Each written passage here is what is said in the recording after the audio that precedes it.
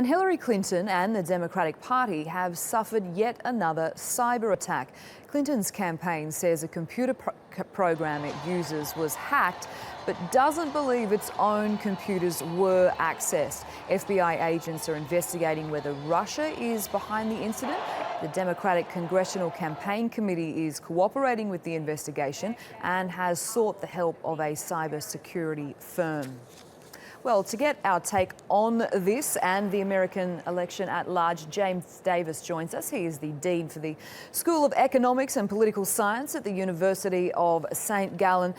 James, thanks so much for your time. Firstly, let's talk about this cyber attack. What are the possible ramifications of this? Who do we think was behind it? What are their motives? And as we become more and more tech savvy, is this kind of thing just going to become the norm? Well, I think we're all trying to figure out what this is all about. All of the indications suggest that the hacking has come from Russia.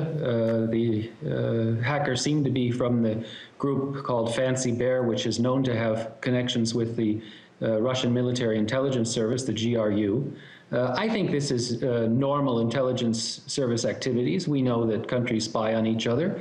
I would be surprised if the American intelligence services aren't trying to hack into Russian computers. What's new about this, however, is that this is becoming part of a domestic political campaign, because many of these emails that were downloaded from the hackers were delivered to Julian Assange and WikiLeaks, and we just really don't know what the ramifications of this are going to be or how it's going to play out in the domestic political arena. And James, if we can turn to the US election more broadly, we've had Donald Trump overnight saying that the gloves are off. Well, many would argue that he's already thrown some pretty bare-fisted punches. So exactly how much more brutal can it get? And do you see this playing in his favour? Well, I think what we're seeing is Donald Trump coming unhinged a bit.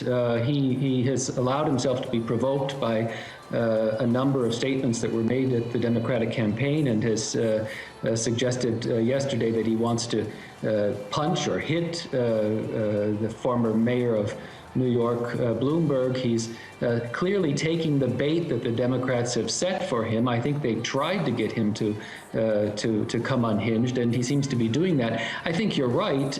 What does he mean by taking the gloves off? He's already gone to the lowest level of political rhetoric that we've experienced, at least in my lifetime, by calling Hillary Clinton crooked,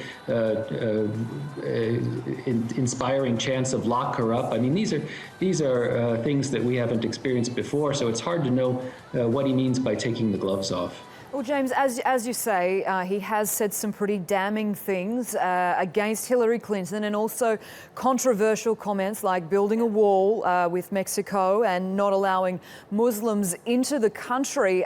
While many people have found these comments jaw-dropping, it doesn't seem to affect his popularity. In fact, it seems to just be getting bigger. So is it playing into the favour, and are some people just wildly misjudging the general temperature of people's opinion on this?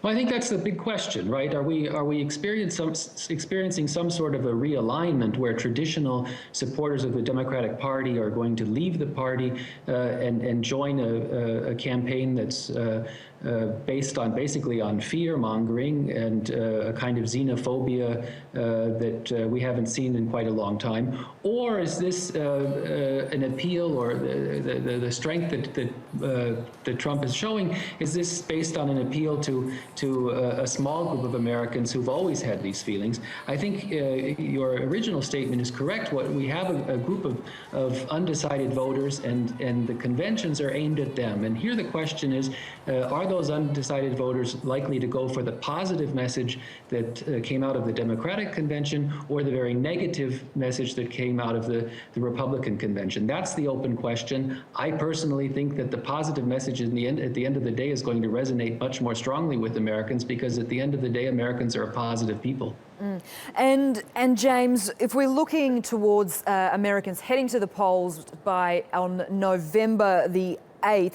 We saw Trump get a big boost in the polls after his speech at the Republican convention, putting him now neck and neck with Hillary Clinton. Are you predicting that she will enjoy a similar kind of bounce and put her further ahead?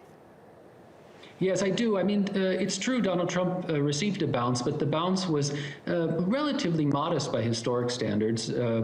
Parties always get a bounce after their conventions. I expect the Democrats will also have a bounce. I think what we need to pay attention to are where the polls are in about 3 weeks. Things will have settled down by then, and those polls tend to be fairly predictive of what the end result will be. So if Hillary Clinton can maintain the lead she had before the Republican convention and perhaps even build on that in the next couple of weeks, I think she'll be in good shape. But there are still a lot of unknowns. We don't know what is going to happen as this email scandal, or 2 email scandals now continue to evolve. And we also really just don't know what Donald Trump has up his sleeve. This is a very unconventional candidate, and I think he's probably got a few surprises waiting for us. Probably an understatement, I think. James Davis in Munich, thank you so much for your insight.